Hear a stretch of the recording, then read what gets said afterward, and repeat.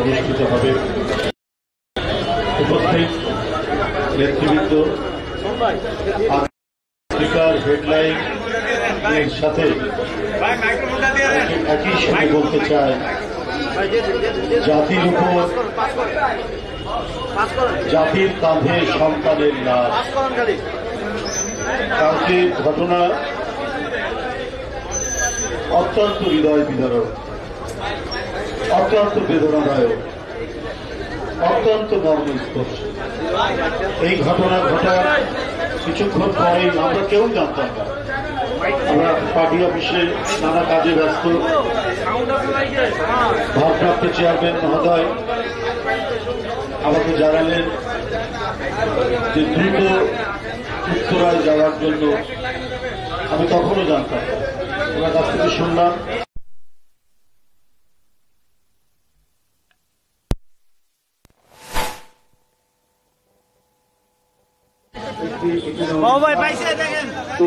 সেখানে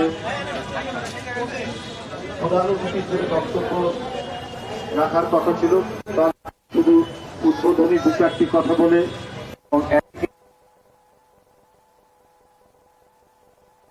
মিলিত হয়ে আমরা ছুটে গেলাম উত্তরার সেই স্কুলের সামনে। ইতিমধ্যে আমাদের অনেক নেতা কর্মী সেখানে উপস্থিত হয়েছে এবং উদ্ধার কাজে লিপ্ত রয়েছে। নেতৃবৃন্দ, আমি শহীদুদ্দিন চৌধুরী অ্যানি, সুলতান সালাউদ্দিন টুকু, ডাক্তার রফিকুল ইসলাম সেখানে উপস্থিত, আমিনুল উত্তরের কনভেনার সেখানে উপস্থিত, জাহাঙ্গীর সহ আমাদের ছাত্রদল, যুবদল, স্বেচ্ছাসেবক দল এবং নানা অঙ্গ সংগঠন সেখানে তারা দায়িত্ব পালন করেছেন। এইটা আমি দেখে অভিভূত হয়েছি যে এই জাতি এমন একটি জাতি, অনেক সংকট, অনেক সময় নানা বিষয় নিয়ে অনেক বিবাদ বিসম্বাদ হয়, কিন্তু জাতি যখন কোনো গভীর সংকটের মধ্যে পড়ে, শোকাবহ কোনো ঘটনা সৃষ্টি হয়, তাহলে সবাই মিলে সেখানে ঝাঁপিয়ে পড়ে। সেটা নেতৃবৃন্দ, সত্যিকার অর্থেই এই শোক সইবার জন্য যে শক্তি দরকার আমাদের, সেই শক্তিটা যেন ভেঙে পড়ছে। সেই শক্তিটা আমরা যেন ভিতর থেকে পাচ্ছি না। এই মাসুম বাচ্চা ছাত্রদের কি, হ্যাঁ ওই তো সাংবাদিক ভাইরা প্লিজ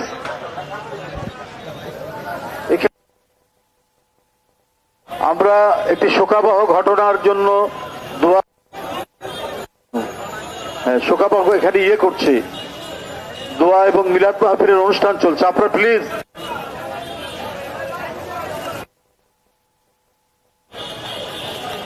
আপনার নিজেরা কেউ এই ধরনের করেন না, কারণ আপনারা আজকের দিনটি একটি ভিন্ন। সারা দেশ শোকে মুহ্যমান। আমি আজকে রাস্তাঘাটে তেমন খুব একটা উল্লেখযোগ্য গাড়ি ঘোড়াও চলতে দেখিনি। অনুরোধ করছি আপনারা এখানে না করে, মানে চিৎকার করে কথা না বলে আপনারা, আমরা খুব অল্প সময়ের মধ্যেই এটা সেরে ফেলবো। বন্ধুরা, আমি যে কথা বলছিলাম, আমরা সেখান থেকে উত্তরা মেডিকেল যে কলেজ এবং হাসপাতাল সেখানে ছুটে যায়। সেখানে অভিভাবকদের তাদের যে উৎকণ্ঠা এবং আহাজারি, এটা ভাষায় বর্ণনা করার মতো নয়। আমরা তারপরে সেখান থেকে ছুটে যাই সবাই burn unit, Dhaka medical college. সেখানে আরেক শোকাবহ ঘটনা, আরেক করুণ দৃশ্য আমাদের অবলোকন করতে হয়। এটা আমরা কিছু বলার ভাষা যেন হারিয়ে ফেলেছি, আমরা কিছু বলতেও পারছি না। মানে আমাদের যতটুকু শব্দের মানে সঞ্চয় রয়েছে, সেটাও যেন বেরিয়ে আসতে পারছে না। এই সম্ভাবনাময় জীবন, তাদের স্বপ্ন সব যেন আজ কোথায় বিলীন হয়ে গেছে। আমি কথা বাড়াতে চাই না। আজকের বিএনপির কেন্দ্র ঘোষিত শোক কর্মসূচি এবং রাষ্ট্রীয় শোক ঘোষণা করা হয়েছে। আজকে সারা বাংলাদেশের জেলায় জেলায় দলীয় কার্যালয়ে দোয়া বিলাদ মাহফিল হবে এবং প্রত্যেকটি দলীয় কার্যালয়, এই কার্যালয় সহ কালো পতাকা উত্তোলন করা হয়েছে। এখানে উপস্থিত রয়েছেন আমাদের দলের জাতীয় স্থায়ী কমিটির সদস্য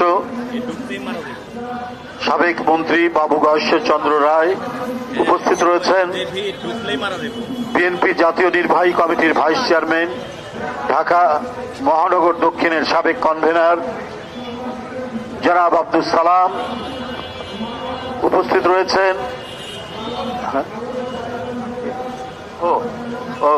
উপদেষ্টা, চেয়ারপারসন উপদেষ্টা জনাব আব্দুল সালাম, উপস্থিত রয়েছেন বিএনপির যুগ্ম মহাসচিব সাবেক ছাত্রদল সভাপতি শহীদ উদ্দিন চৌধুরী অ্যানি, উপস্থিত রয়েছেন বিএনপির যুগ্ম মহাসচিব অ্যাডভোকেট আব্দুল সালাম আজাদ, উপস্থিত রয়েছেন বিএনপির প্রচার সম্পাদক সুলতান সালাউদ্দিন টুকু, বিএনপির স্বেচ্ছাসেবক বিষয়ক সম্পাদক মীর শরাফত আলী সবু, উপস্থিত আছেন বিএনপির সহ দপ্তর সম্পাদক তাইফুল ইসলাম টিপু সহ গ্রাম সরকার বিষয়ক সম্পাদক বেলাল আহমেদ, উপস্থিত ও মহানগর বিএনপির আহ্বায়ক রফিকুল আলম মজনু, উপস্থিত রয়েছেন স্বেচ্ছাসেবক দলের সাবেক সভাপতি মুস্তাফিজুর রহমান এবং মহানগর দক্ষিণের সংগ্রামী সদস্য সচিব তানভীর আহমেদ রবিন এবং জাতীয়তাবাদী দল কেন্দ্রীয় নির্বাহী কমিটির ধর্ম বিষয়ক সম্পাদক রফিকুল ইসলাম জামাল সহ ও ছাত্রদল কেন্দ্রীয় সভাপতি রাকিব, ওলামা দলের সদস্য সচিব সকল নেতৃবৃন্দ, আমিরুজ্জামান খান শিমুল সহ সম্পাদক নির্বাহী কমিটির সত্তার, জাতীয় নির্বাহী কমিটির সদস্য মুজাব্বের, জাতীয় যুব দলের সাবেক সাংগঠনিক সম্পাদক। এটা হয়েছে ভাই, আর দরকার নাই, আমরা করব।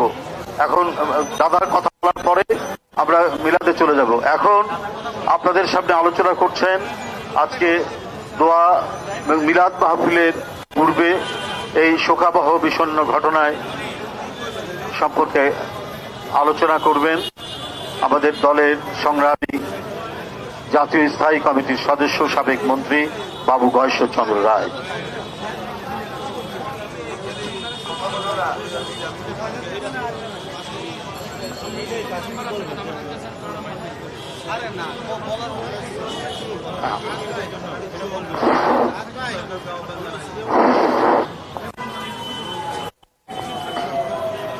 বাংলাদেশ জাতীয়তাবাদী দল কর্তৃক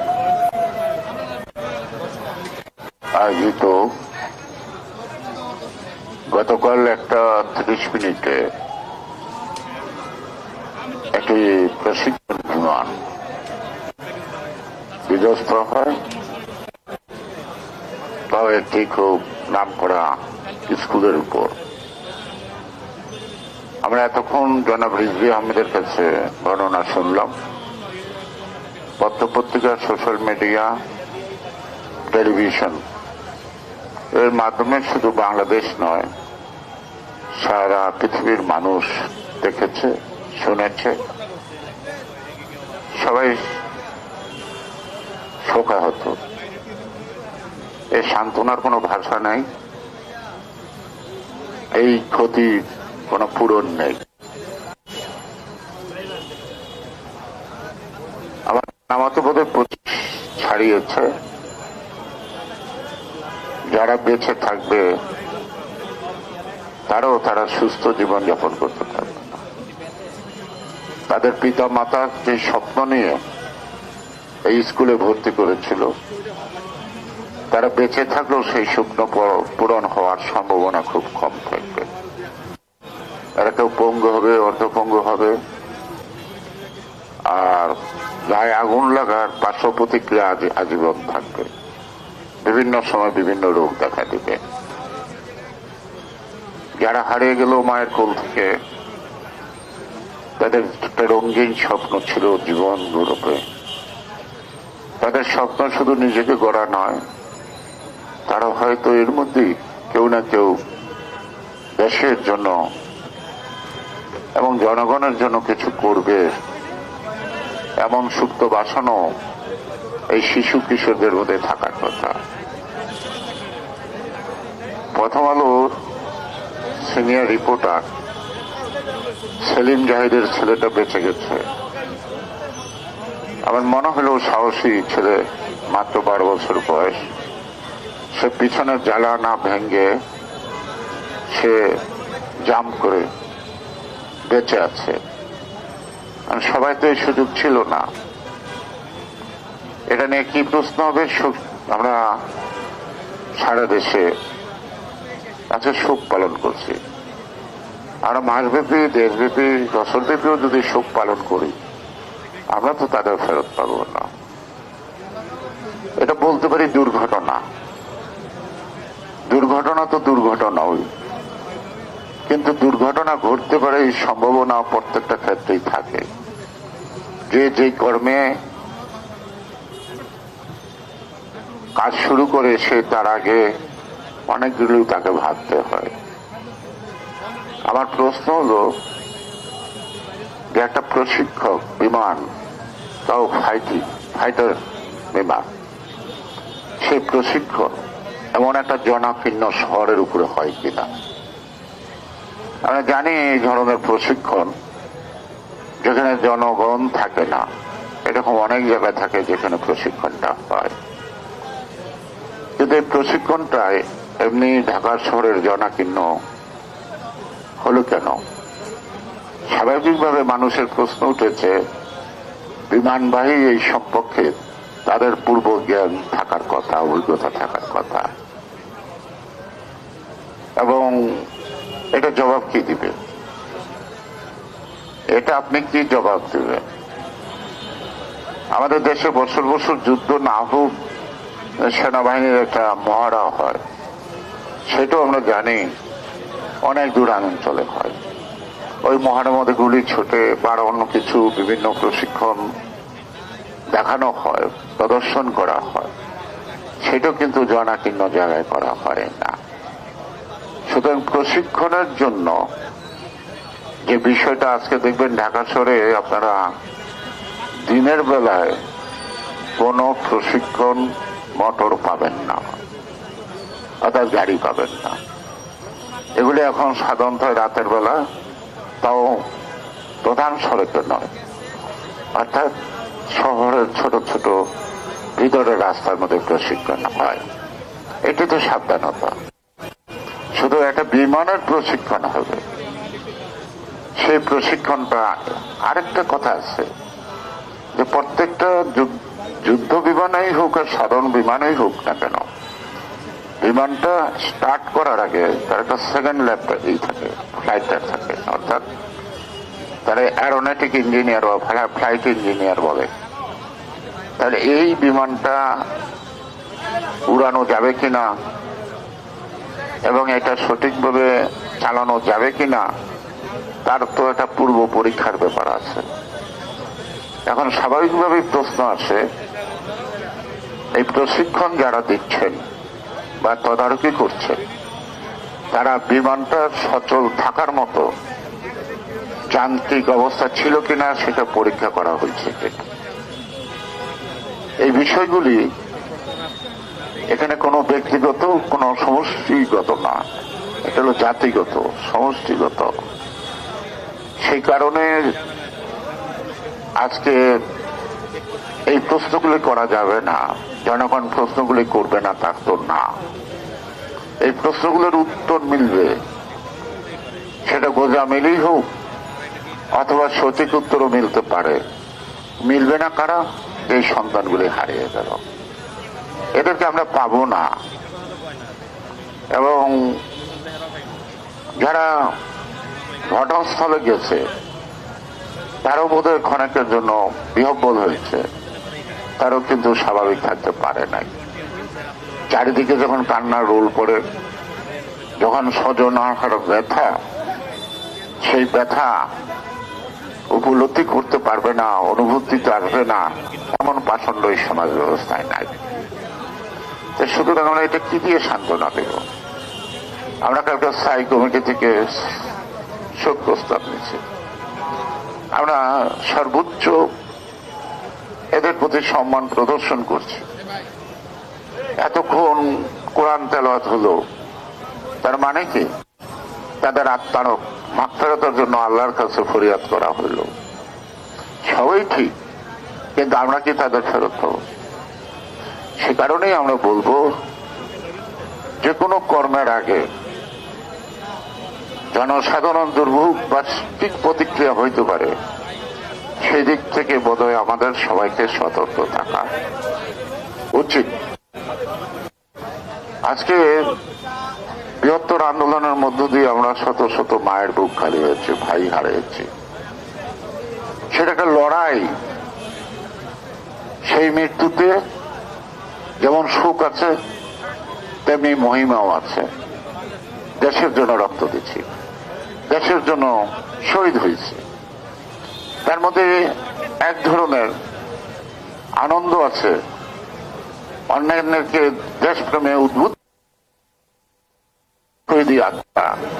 কিন্তু আজকে শিশু কিশোর মধ্যে গেল, ওরা আমাদেরকে কি উৎসাহিত করবে? ওদের মায়ের চোখের জল কি ভাষা দিয়ে আমি পূরণ করব?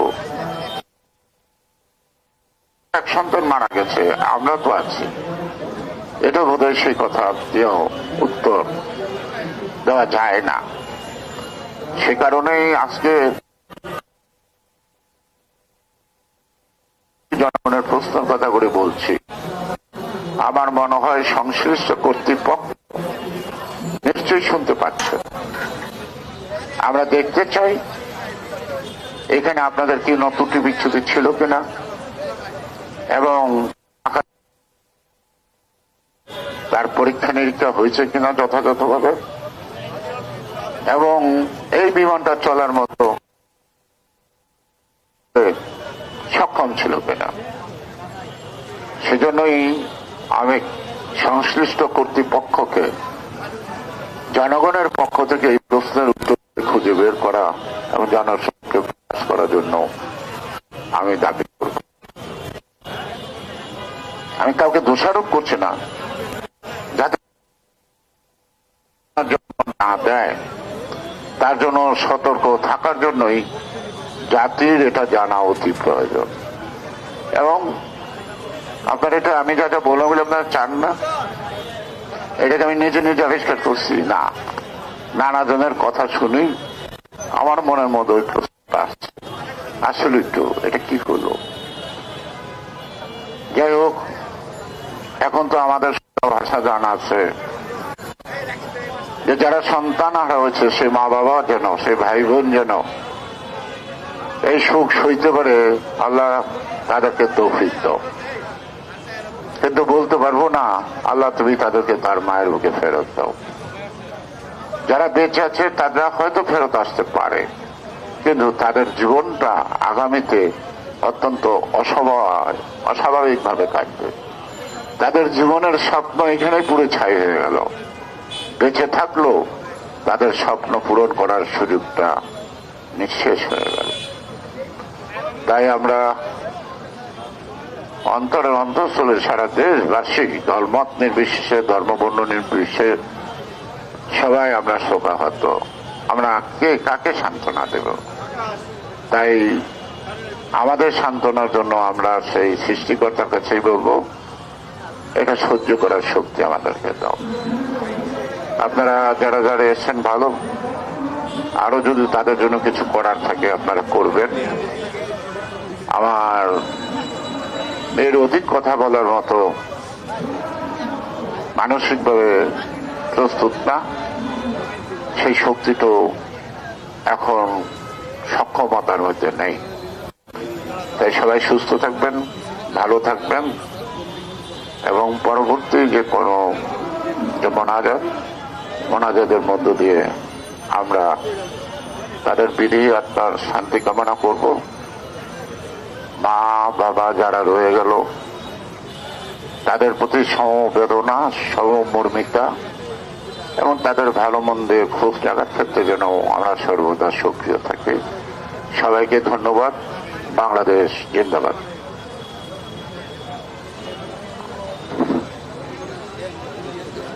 আপনারা এতক্ষণ প্রধান অতিথির আলোচনা শুনলেন শোকাবহ ঘটনা এবং অন্যান্য বিষয়ে। এখন দোয়া পরিচালনার জন্য অনুরোধ করছি জাতীয়তাবাদী ওলামা দলের সদস্য সচিব মৌলানা আবুল হোসেন।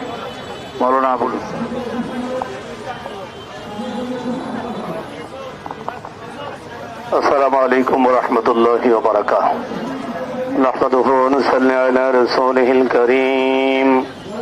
أما بعد فأعوذ بالله من الشيطان الرجيم.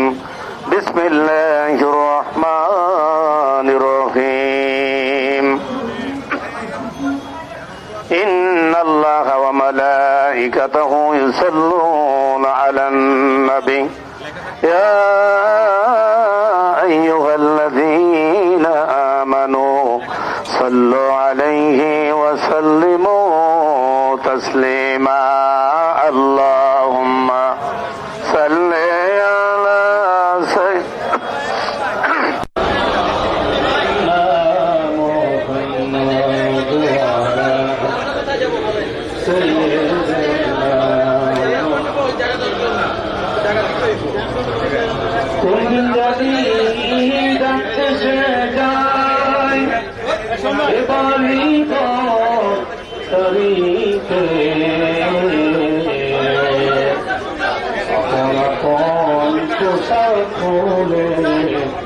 सदा का اللهم صل سيدنا مولانا محمد وعلى آل سيدنا مولانا بلغ العلا بكماله كسب الدجى بجماله حسنت جميع خصاله صلوا عليه وعلى شمس الضحى محمد بدر الهدى محمد نور الهدى محمد صلوا على محمد عبد الله وقبر كريم دار من شر صلاة وتسليم. اللهم صل وسلم وبارك عليه. شكرا دعاء شكرا اللهم آمين. ربنا ظلمنا أنفسنا وإن لم تغفر لنا وترحمنا لنكونن من الخاسرين. اللهم اجعلني صبورا واجعلني شكورا واجعلني في عيني صغيرا واجعلني في أعين الناس كبيرا. رب ارحمهما كما ربياني صغيرا. মহিলা করিয়ান সর্বশক্তিমান দয়ালু দাতা মেহেরবান খোদা, আমরা কতিপয় গুনাহগার বান্দা। হে আল্লাহ, বাংলাদেশ জাতীয়তাবাদী দল কর্তৃক আয়োজিত আজকের এই দোয়া মাহফিল গতকালকে হে আল্লাহ তোরা মাইলস্টোন স্কুল এন্ড কলেজে আল্লাহ বিমান দুর্ঘটনায় আহত হয়ে দুর্ঘটনায় যারা নিহত হয়েছে, আহত হয়েছে, আল্লাহ যে মায়ের মুখ খালি হয়েছে, যে মা সন্তান বলে কাঁদছে গো আল্লাহ। আল্লাহ সন্তানগুলো পুড়ে ছাই হয়ে গিয়েছে আল্লাহ। আল্লাহ আমরা যদি সেই পরীক্ষায় পড়তাম আমাদের কি অবস্থা হতো জানি না। আল্লাহ যে মা যে বাবা সন্তান হারাইছে, আল্লাহ যে শিক্ষিকা সন্তানের মতো ছাত্রগুলোকে আঁকড়ে ধরতে গিয়ে জীবন বিলিয়ে দিয়েছে, আল্লাহ তাদের সকলকে আপনি কবুল ও মঞ্জুর করে নিন। আল্লাহ বাংলাদেশ জাতীয়তাবাদী দল কর্তৃক আয়োজিত আজকে দোয়া মাহফিলকে আপনি কবুল ও মঞ্জুর করে নিন। আল্লাহ জান্নাতের যুবকদের সাথে আয় আল্লাহ যে সমস্ত মাসুমেরা জান্নাতের পাখি হয়ে ঘুরবে, আয় আল্লাহ নিজের জীবন গড়ার জন্য বিদ্যা পেতে গিয়েছে গো আল্লাহ, ওই মাসুম শিশুগুলোকে আপনি জান্নাতের পাখি হিসেবে কবুল মঞ্জুর করে দিন। আয় আল্লাহ দিশেহারা বাবা মাকে আল্লাহ সান্ত্বনা দেওয়ার তৌফিক তুমি দান করে দাও। আল্লাহ তাদেরকে সবর জামিল ধৈর্য ধারণ করার তৌফিক দান করে দাও। আল্লাহ এই ধরনের বালা মুসিবত থেকে আমাদের দেশকে তুমি হেফাজত করো। আল্লাহ জানি না আমাদের কার জানি কখন ডাক এসে যায়। আল্লাহ যদি দুর্ঘটনায় মৃত্যু নসিবে থাকে আল্লাহ কারমা নসিব করে মৃত্যু দিও। আমাদের পাপের কারণে আল্লাহ শাস্তি না দিয়ে আমাদেরকে তুমি হেফাজত নসিব করিও গো আল্লাহ। আল্লাহ তোমার কাছে পরিহার জানাই বিগত দিনে মহান স্বাধীনতা থেকে শুরু করে এই পর্যন্ত গণতান্ত্রিক আন্দোলন করতে গিয়ে যারা জীবন দিয়েছে, গোলফলের শিকার হয়েছে, আল্লাহ সকলকে কবুল মঞ্জুর করে নাও। আল্লাহ খাস করে মহান স্বাধীনতার ঘোষক শহীদ রাষ্ট্রপতি জিয়াউর রহমানকে তুমি জান্নাতবাসী করে দাও। তারপরে চার টুকরা আরাফাত রহমানকে তুমি জান্নাতবাসী করে দাও। আমাদের মাতা গণতন্ত্রের মাতা দেশনেত্রী বেগম খালেদা জিয়াকে পরিপূর্ণ সুস্থ করে দেশ এবং জাতির খেদমতে আঞ্জাম দেওয়ার তৌফিক দান করে দাও। আল্লাহ আমরাও জানতাম না গতকালকের এই ঘটনা। আল্লাহ বাংলাদেশের মানুষের অত্যন্ত গরিব বিএনপির ভারপ্রাপ্ত চেয়ারম্যান জনাব তারেক রহমান আল্লাহ হাজার হাজার মাইল দূর থেকে শিশুদের জন্য আল্লাহ ভেঙে পড়েছে গো আল্লাহ। আল্লাহ আমাদের নেতা কর্মীদেরকে নির্দেশ দিয়েছে ওদের পাশে দাঁড়ানোর জন্য। আল্লাহ আমাদের সকলের হৃদয়কে তাদের জন্য আল্লাহ তুমি বরাদ্দ করে দাও। আল্লাহ আমাদের প্রিয় নেতাকে এই দেশে এসে বাবার মতো মায়ের মতো দেশ এবং জাতির খেদমত করার তৌফিক দান করে দাও। আল্লাহ বিএনপির সমস্ত নেতা কর্মীকে খালেদ বিনয়ীদের মতো শক্তিশালী বানিয়ে দাও। সমস্ত ষড়যন্ত্র উপেক্ষা করে আল্লাহ গণতান্ত্রিক সরকার প্রতিষ্ঠার তৌফিক দান করে দাও। سبحان ربك رب العزة عما يصفون وسلام على المرسلين والحمد لله رب العالمين وآخر كلمتنا عند الموت شهادة لا إله إلا الله. السلام عليكم.